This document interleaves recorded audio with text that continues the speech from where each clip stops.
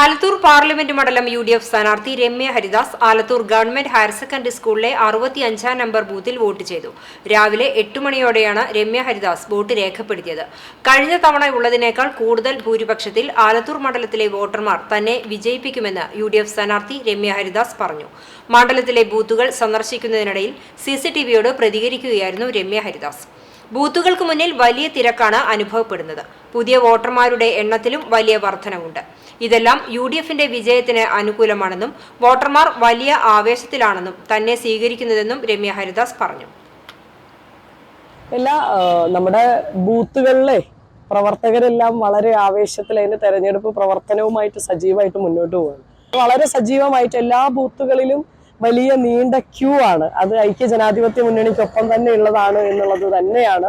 വലിയ പ്രതീക്ഷയിലാണ് മുന്നണിയും പ്രവർത്തകരും എല്ലാവരും.